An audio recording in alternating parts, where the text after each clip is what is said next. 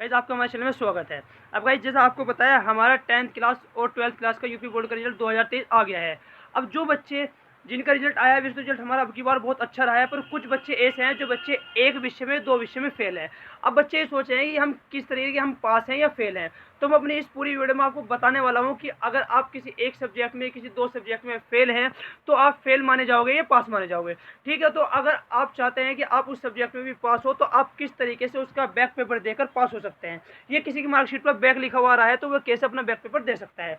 तो आप इस पूरी वीडियो को वॉच करना, आपको इस वीडियो के लास्ट तक आपके सारे डाउट क्लियर हो जाएंगे। तो ये सबसे पहले आपको बता दूं, अगर कोई भी बच्चा एक विषय 2 विषय में फेल है तो सबसे पहले मैं आपको एक चीज़ दिखाना चाहता हूँ। आप सबसे पहले ये चीज़ देखिए, इसमें लिखा हुआ है कि विषय में फेल, यानी किसी भी अगर कोई बच्चा विषय में फेल होता हो गए यूपी बोर्ड के कि विषय में फेल हो गए यूपी बोर्ड के नियम के अनुसार हाई स्कूल के 6 में से 5 विषयों में पास होने पर छात्र को पास मान लिया जाएगा।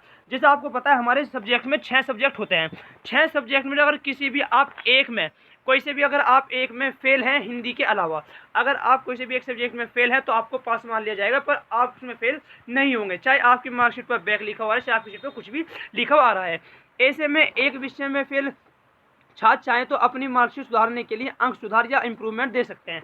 अब जो बच्चे किसी भी एक सब्जेक्ट में फेल हैं हिंदी को छोड़कर, क्योंकि हिंदी हमारी मातृभाषा है, अगर आप हिंदी में फेल हैं तो आप सब में क्या माने जाओगे, फेल माने जाओगे। पर अगर कोई बच्चा हिंदी में भी फेल है तो वो फिर भी पास हो सकता है, मैं उसके भी अपनी नेक्स्ट वीडियो में आपको बता दूंगा। अब बच्चे जो एक सब्जेक्ट में फेल है तो वे पास हैं। अब बात यह है कि अगर कोई बच्चा ये चाहता है कि मैं जिस सब्जेक्ट में फेल हूँ मैं उस सब्जेक्ट में पास हो जाऊँ, तो आप कैसे उस सब्जेक्ट में पास हो सकते हैं भाई, उसको बोलते हैं कंपार्टमेंट। अगर आप उस सब्जेक्ट की कंपार्टमेंट देना चाहते हैं तो आप उसका इंप्रूवमेंट भर सकते हैं। ये कोई बच्चा ऐसा है जो ये सोचता है कि मेरे नंबर कम है, कि किसी सब्जेक्ट में मेरे नंबर कम है कैसे बढ़ा सकता हूँ, तो भाई उसको बोलते हैं स्क्रूटनी। स्क्रूटनी स्क्रूटनी में अगर आप अप्लाई करोगे तो अगर आपके किसी भी नंबर में आपको लगता है कि मैं पेपर ज़्यादा नंबर करके आया था और उसमें मेरे कम नंबर हैं तो आप स्क्रूटनी डाल सकते हैं। इसके बेस पर आपको कुछ पैसे लगेंगे पर आपके जो नंबर हैं वो रिकाउंट हो जाएंगे। तो जैसे अगर आपको लग रहा है कि यूपी बोर्ड कक्षा 10वीं के रिजल्ट में आपको इससे कम नंबर मिले हैं, कि जैसे आपको पता है कि मेरे नंबर ज़्यादा आने थे और आपके नंबर कम आ रहे हैं, तो आप स्क्रूटनी डाल सकते हैं। उस स्क्रूटनी में क्या होगा, आपके जो नंबर हैं वो रिकाउंट होंगे, दोबारा काउंट हो सकते हैं, आपको कॉपी दिखा दी जाएगी, पर उसके लिए आपके पैसे लगेंगे। ठीक है, ये चीज़ है आपके नंबर चेक करने के लिए। अब नेक्स्ट है जो बच्चे फेल हो गए हैं, ठीक है, ये जो एक सब्जेक्ट में 2 सब्जेक्ट में फेल है कैसे करेंगे देखो। तो यूपी बोर्ड कक्षा 10 परीक्षा में कम से कम आपको पास होने के लिए 33% अंक होने जरूरी है। ठीक है, और अगर आप हिंदी के अलावा अगर आप हिंदी के अलावा किसी एक विषय में फेल होने वाले छात्रों को सफल घोषित किया जाता है कि अगर आप हिंदी को छोड़कर अन्य किसी भी सब्जेक्ट में फेल हैं, ये तो आप क्या हो जाएगा, आप पास माने जाएंगे। बट अगर आप हिंदी में फेल हो गए तो आप पास नहीं माने जाओगे, उसके लिए आपको बैक पेपर देना होगा।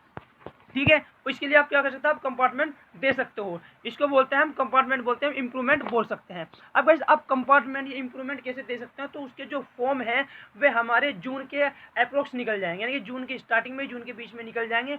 आप वहाँ से पैसे, यानी कि आपको कुछ पैसे लगेंगे, ऐसे अप्रोक्स आपके 400 टू 500 के बीच में लगेंगे, बल्कि इससे भी कम लग सकते हैं।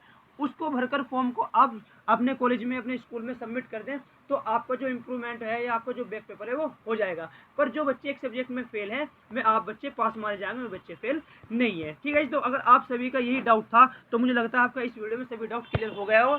अगर आपको ये वीडियो हेल्पफुल लगी हो तो आप हमारे चैनल को सब्सक्राइब जरूर करें और वीडियो को भी लाइक करें। Thank you.